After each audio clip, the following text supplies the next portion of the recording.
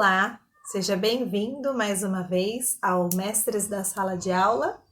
Eu sou a Laís Lisboa, sou pedagoga, psicopedagoga, atuo há mais de 20 anos na área da educação e estou aqui para mais uma vez compartilhar um pouquinho daquilo que aprendi na minha trajetória com você que está começando agora, com você que busca conhecimento, busca acertar, ajudar os seus alunos, para você que tem esse desejo, de ter um controle maior na sua sala de aula, uma gestão, mais harmoniosa, e com isso busca então algumas dicas, Então é para você esse conteúdo, professor iniciante, alunos, estudantes de pedagogia, estagiários, então eu espero que ele seja muito proveitoso para você.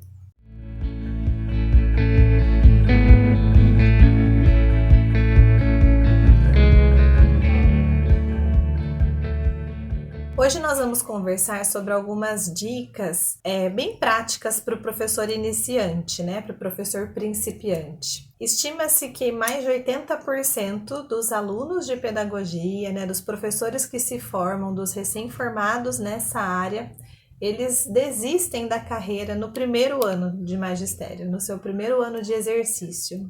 Essa notícia ela é triste, porque são pessoas ali que de alguma forma se frustraram, ou fracassaram, não se identificaram com aquilo que foi o ideal, o sonho que motivou aquele curso, o porquê escolheu ser professor e o porquê desistiu depois, de tão pouco tempo de atuação. E há um fato que justifica esse dado, de 80% dos professores que desistem da carreira, que é a dificuldade extrema na gestão de sala de aula. Esse é um aprendizado que dificilmente a gente adquire na faculdade, Esse conhecimento a gente vai adquirindo ao longo da trajetória, ao longo da prática.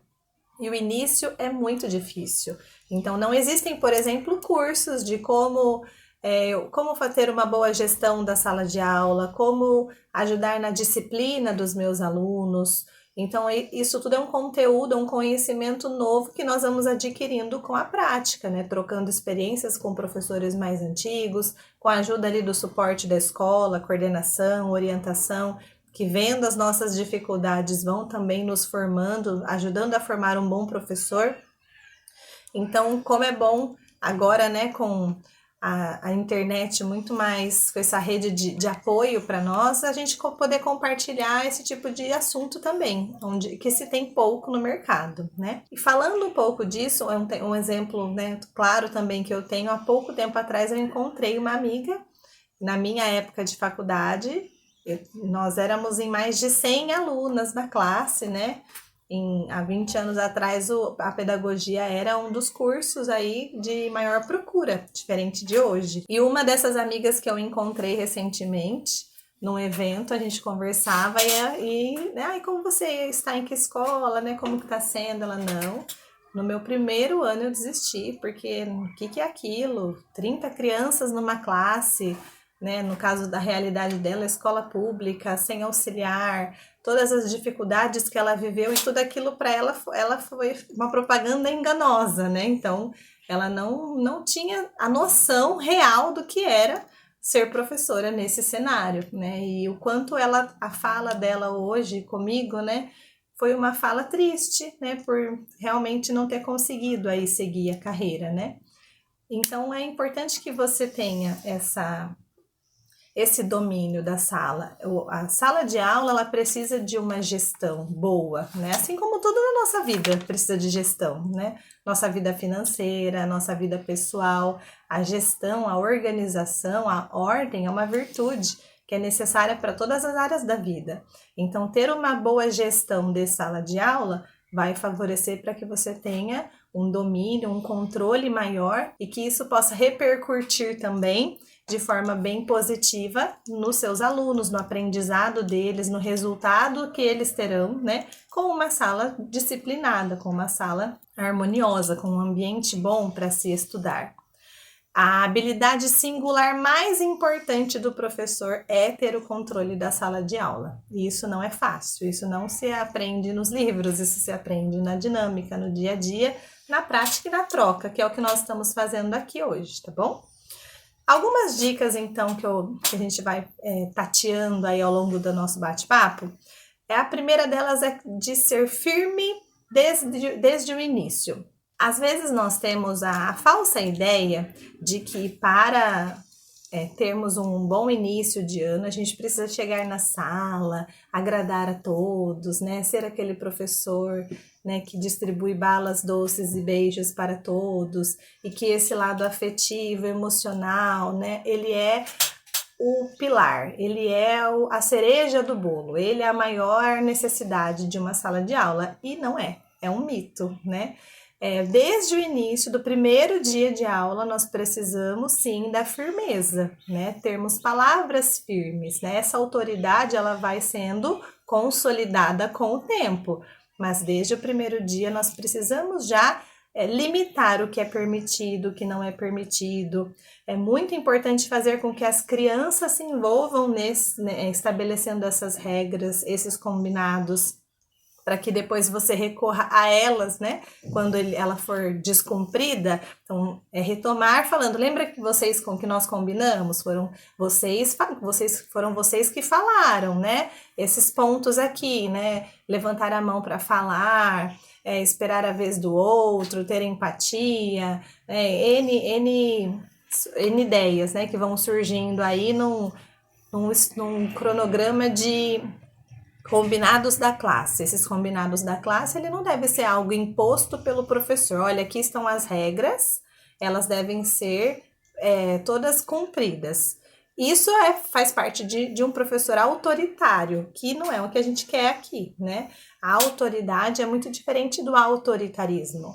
Então, o professor com uma autoridade, ele vai proporcionar para que os alunos participem ativamente desses combinados, dessas regras, e isso vai fazer com que eles tenha mais sentido para eles, porque eles participaram dessa construção. Então, tendo esse início, né, já estabelecido, com essa firmeza, você vai perceber que a turma vai te respeitar muito mais, né?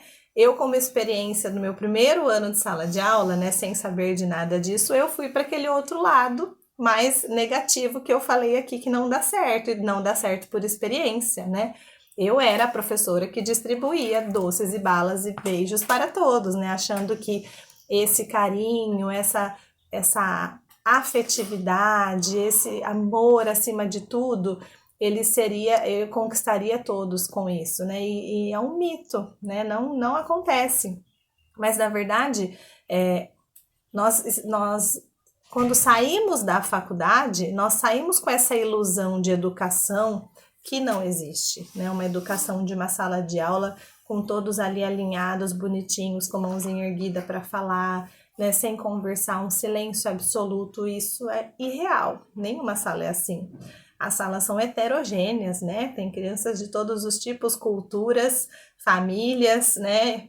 Com dificuldades. Então, nós nunca nos encontramos num cenário assim ideal. É sempre com bastante percalços, com bastante desafios, nunca num cenário confortável. É sempre um friozinho na barriga, né? Mas, com essa experiência desse meu primeiro ano, então, por exemplo, a cada aniversário dos alunos eu dava uma caixa de bombom, o quanto isso não é nem viável, né, a médio, longo prazo, mas era uma via que eu encontrei de talvez conquistá-los, né, e aos poucos a gente vai percebendo o que realmente conquista o coração, né, do aluno e conquista a família, né, e conquista aquela criança para despertar para o aprender, né? Muitas vezes há carências que até mesmo nós professores queremos ali naquele ambiente de sala de aula sanar, carências afetivas, né? Ali é o momento onde eu sou autoridade. Então, se a gente não tiver isso bem estabelecido na nossa vida pessoal, né, nós seremos aquele professor narcisista, né, egocêntrico, ditador, autoritário, que não é uma figura de um mestre, de um professor que a gente busca ser, né? E sim um professor com autoridade, que é o que a gente deseja aqui explanar um pouco mais. Então, esse primeiro ponto de ser firme desde o início é fundamental. Eu tinha até um diretor em uma das escolas que eu trabalhei que ele tinha um termo muito engraçado, mas eu entendo esse termo dele, que ele falava que no começo, nos primeiros meses de aula, o professor não podia mostrar os dentes, né? Mas era no sentido de cuidado, vá dando a confiança, né? Vá se abrindo de acordo com o tempo, porque aquilo, o vínculo, ele é estabelecido com o tempo, com a convivência, com o dia a dia. Não adianta nada, no primeiro dia, né, ser aquele professor, nossa, pode tudo, aqui tudo é permitido, faça o que você quiser, super legal. E depois você vai se revelando e mostrando que esse não é você. Isso é uma máscara, isso não é uma verdade. E a gente precisa trabalhar com base na verdade. Então, seja firme desde o início, né? Há um preço a se pagar? Sim. Pode ser que você tenha críticas, né? Sim, mas pague esse preço, porque lá na frente você vai ver que é um preço que vale a pena de ser pago, tá bom? Evitar as ameaças vãs. O que é a ameaça vã? É aquela que eu não tenho condições de cumprir, né? As ameaças em si só não são positivas, mas aquelas vãs, aquelas, né? Exemplo, se vocês não fizerem, não entregarem tal trabalho, todos ficarão sem intervalo amanhã, né? É uma coisa assim que jamais acontecerá, né? Não, é um direito da criança, é um direito que ela tem de se alimentar, de ter o seu momento de intervalo, e nós não temos como mexer nisso. Então, as ameaças vãs, elas fazem com que a gente perca a nossa credibilidade, porque mais uma vez o professor ele tem que ter um ensino com base na verdade. Esse deve ser sempre o princípio, a primícia é sempre essa, a verdade. Então eu vou conseguir cumprir ou eu não vou conseguir cumprir, né? Aquilo que eu falei. Então é importante que as ameaças que forem necessárias, né? É importante chegar num ponto onde já não sejam mais necessárias, mas talvez no começo ali, onde as crianças também, algumas te desafiam, né? Mais do que as outras. Então, a gente que vai entendendo a dinâmica, a metodologia que deve ser aplicada dentro da classe. E nós, como professores, que temos essa consciência, percebendo a necessidade, coisas brandas e que você consiga cumprir, né? Então você ficará 5 minutos conversando aqui comigo no intervalo, se você se levantar mais uma vez e atrapalhar o seu amigo. É um exemplo claro. Ou se isso persistir, eu vou precisar avisar os seus pais. Eu vou escrever um recado na sua agenda. Isso é permitido? É possível? Sim, é uma ameaça real, né? Então, se persistir essa desobediência, se você atrapalhar a aula mais uma vez, eu vou te encaminhar para a coordenadora, né, para orientação. Possível, coisas assim, né, para que você sempre faça essas ameaças que você consiga cumprir. Isso gera na criança um olhar assim, tudo que o professor fala, ele cumpre. Então, já gera aquele alerta, né? Quando você faz a ameaça, ele já sabe que ela será cumprida. Então, isso gera confiança. Um outro ponto, uma dica muito, muito bacana, assim, que eu utilizo e acho que para você também vai ser muito boa, é estabelecer a rotina da sua classe. A rotina, ela é necessária para a nossa vida. Tudo tem um começo, um meio e um fim. Então, na nossa aula, nós também precisamos ter uma rotina pré-estabelecida com as crianças e isso gera uma baixa de ansiedade, né? Toda criança chega na sala de aula, o que vai ter hoje, o que vai acontecer e depois e agora, calma, né? Então, todo início de aula, a primeira coisa que eu faço quando eu chego na minha classe é colocar a rotina, né? No quadro. Então, lá, sempre começo com uma leitura, né? Como eu já falei aqui num outro vídeo, a importância do professor como exemplo, como referência, o professor precisa ler para os alunos, já que ele julga que essa é uma habilidade muito importante, né? A leitura, formar alunos leitores. Então, o primeiro item da minha rotina, leitura. Em seguida, a agenda, né? No caso do fundamental, é onde eles se organizam, registram as lições de casa que eles terão naquele dia, né? Um outro item que eu coloco é organização, porque nós precisamos colocar na nossa criança, nós precisamos incentivar nos nossos alunos essa autonomia para resolver as questões próprias dele, de pegar e entregar uma tarefa, de devolver um livro. Então, quanto mais a gente favorece esse momento de organização, mais a gente ajuda nessa construção da autonomia.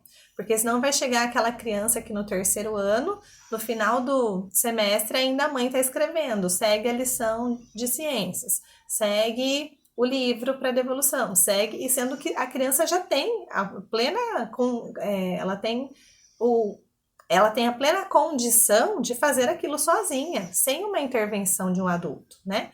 Ela sim precisa de supervisão, mas ela já consegue fazer toda aquela organização sozinha.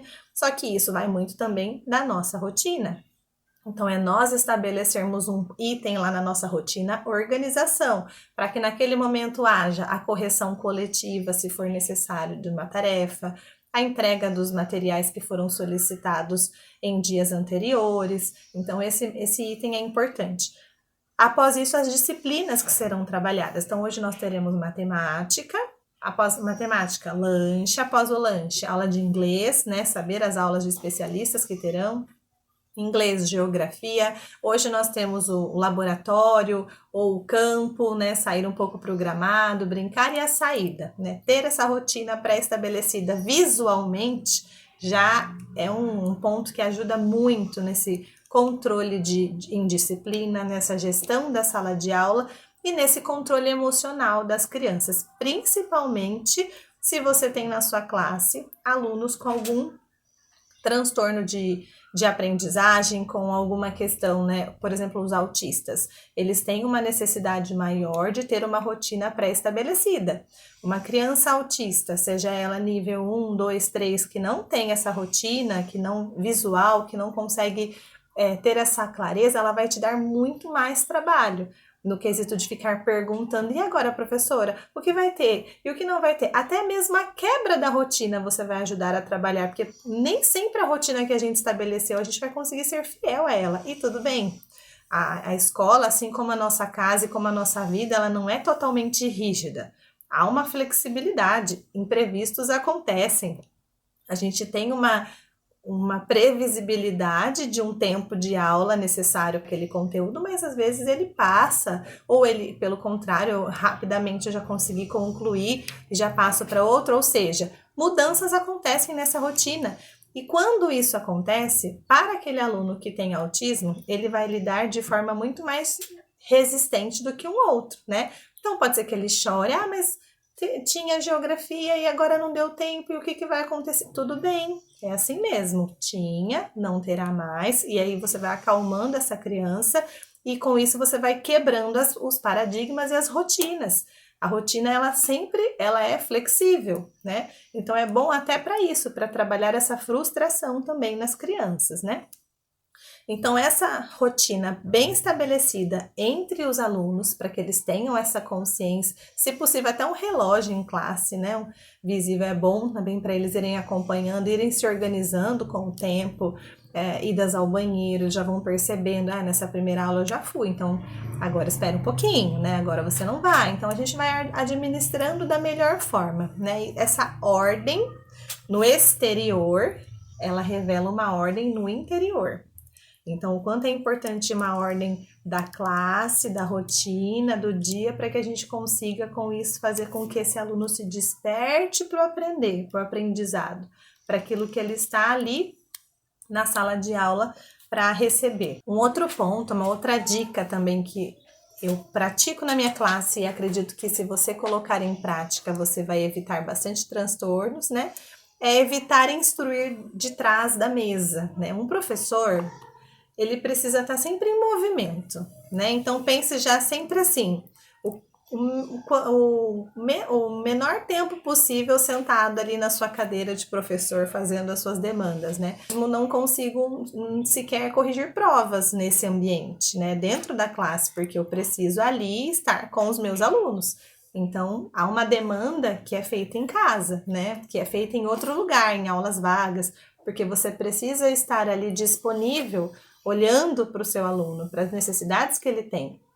Então, é no máximo ali, no momento de correção de agenda, de vistar a agenda, de reescrever um bilhete, nesses momentos nós temos que ter, isso é importante.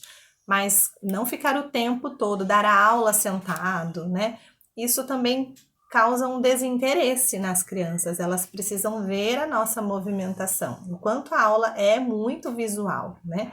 Então, se levantar, ir para o fundo da classe, tocar nos alunos, né? Isso, até mesmo para aqueles que têm alguma questão de dificuldade de aprendizagem, o fato de você se aproximar, dar um toquinho no ombro, fazer uma leitura compartilhada, né? Estamos lá numa leitura de um livro. Até o ponto, eu faço assim, até o ponto final, até assim, o próximo ponto é a leitura compartilhada. Então, um aluno leu, estou na primeira fileira, vou para a terceira. Fulano, agora é você. Então, assim, dinamismo, né? Ele tem que estar atento para saber onde que o amigo parou.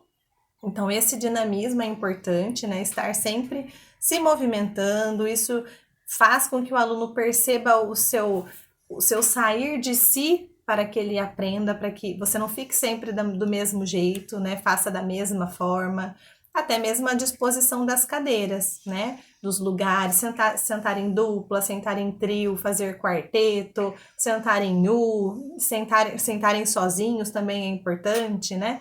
Como da forma mais tradicional, mas ter esse dinamismo.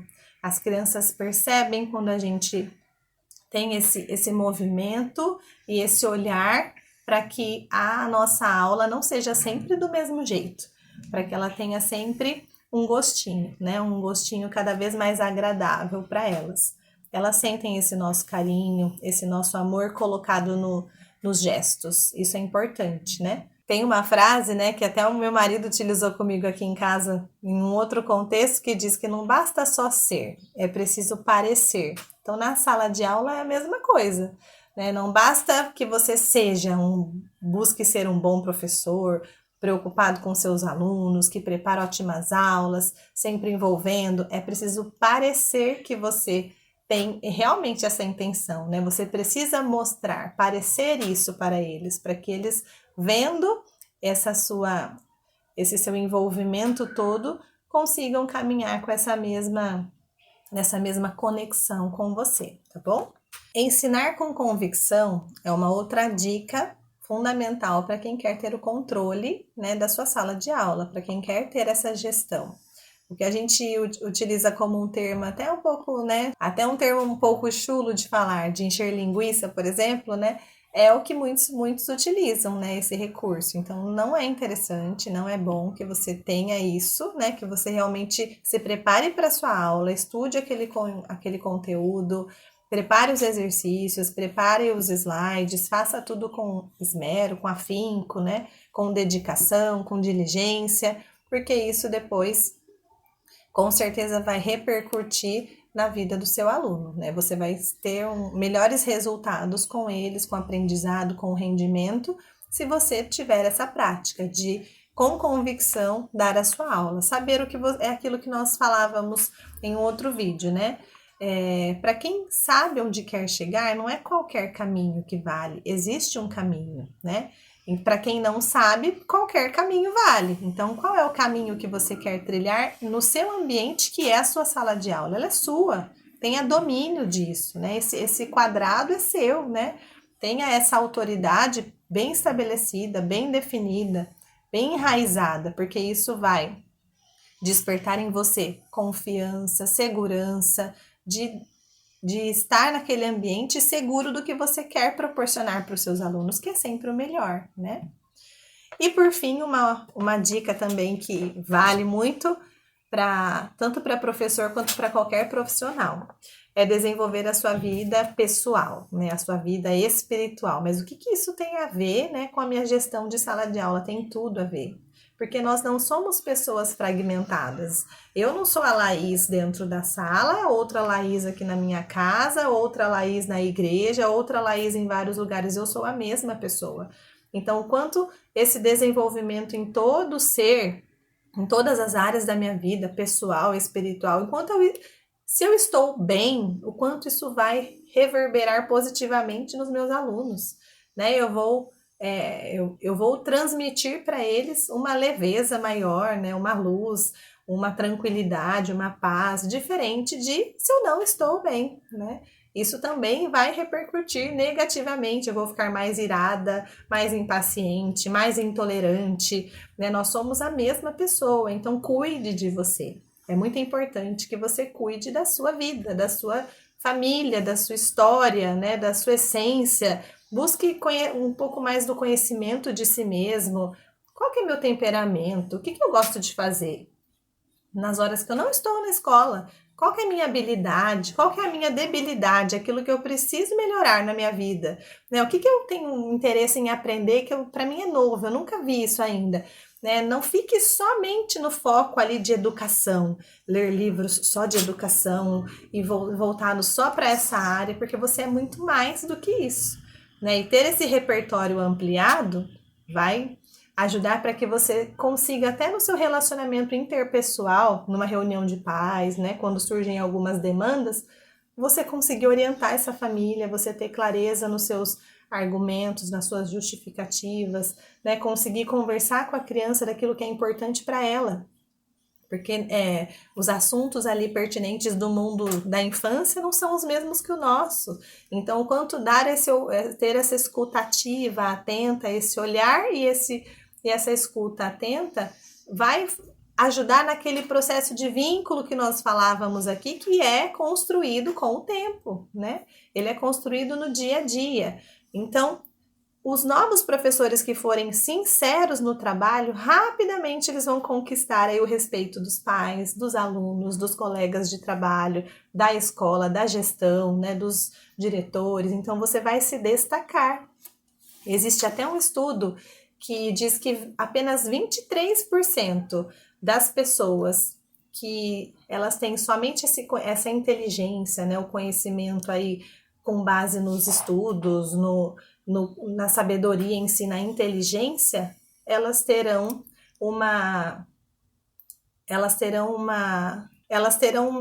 rendimentos mais satisfatórios no mercado de trabalho. Apenas 23%, ou seja, ser inteligente, buscar aprender cada vez mais. Isso é muito importante, mas não é o essencial.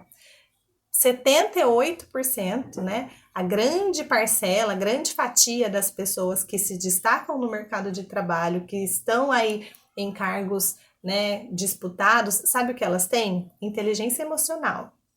E a inteligência emocional é hoje uma debilidade no mundo. A nova geração que está aí, né? As pessoas que estão vindo agora, elas não sabem lidar com frustração, né? Eu vejo com estagiárias que às vezes nós, no dinamismo que nós temos, né, em escolas, né?